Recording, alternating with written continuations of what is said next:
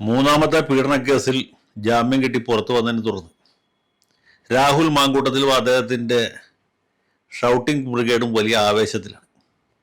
Shouting brigade പണ്ടുതൊട്ടേ ആവേശത്തിലാണ്. രാഹുൽ മാങ്കൂട്ടം ഒരു യോഗ്യനാണ്, ചെറുപ്പക്കാരനാണ്, സുന്ദരനാണ്, അവിവാഹിതനാണ്, ഇംഗ്ലീഷ് നന്നായിട്ട് പറയാൻ അറിയാവുന്ന ആളാണ്, പാലക്കാട്ട് MLA ആണ്, വലിയ ഭാവിയുള്ള ചെറുപ്പക്കാരനാണ് എന്നൊക്കെ പറഞ്ഞ് അദ്ദേഹത്തെ ഓർത്ത് നെടുവേർപ്പിടുന്ന ഒരുപാട് ആളുകളെ എനിക്കറിയാം. ആ കൂട്ടത്തിൽ സ്ത്രീകളുമുണ്ട്, പുരുഷന്മാരുമുണ്ട്.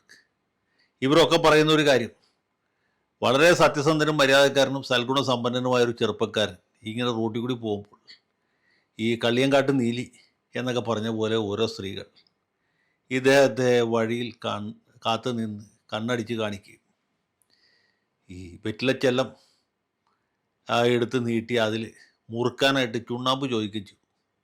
അപ്പോൾ ഈ പാവപ്പെട്ട ചെറുപ്പക്കാരൻ ചുണ്ണാമ്പ് കൊടുക്കാമെന്ന് വിചാരിച്ച് ചെന്നപ്പോൾ അദ്ദേഹത്തെ ഇവർ പിടിച്ച് കരിമ്പനയുടെ മുകളിൽ കയറ്റി, നമ്മൾ ഈ യക്ഷിക്കഥയിലൊക്കെ വായിച്ചിട്ടുള്ള പോലെ അതിൻ്റെ മുകളിൽ കയറ്റി ഇദ്ദേഹത്തെ അനാശാസ്യ പ്രവർത്തനങ്ങൾക്ക് വിധേയനാക്കുകയും അതിനുശേഷം പുള്ളിയുടെ എല്ലും മുടിയും കരിമ്പനയുടെ ചുവട്ടിൽ ഉപേക്ഷിക്കുകയും ചെയ്തു എന്നാണ്. ഇത് വിശ്വസിക്കുന്ന ആളുകളുണ്ട് കേട്ടോ.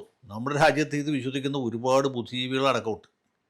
നിഷ്കളങ്കരായ ഒരു ചെറുപ്പക്കാരനെ ഇങ്ങനെ വഴിതെറ്റിച്ച് എല്ലും തുല്യമാക്കി പുറത്ത് വിട്ട, അല്ലെങ്കിൽ പല്ലും മൂടിയും മാത്രം ഉപേക്ഷിച്ച് കളഞ്ഞ പൊംചെലികളെ വെറുതെ വിടാൻ പാടില്ല എന്ന് പറയുന്ന ഒരുപാട് ആളുകളെ നിങ്ങൾക്ക് പരിചയമുണ്ടോ?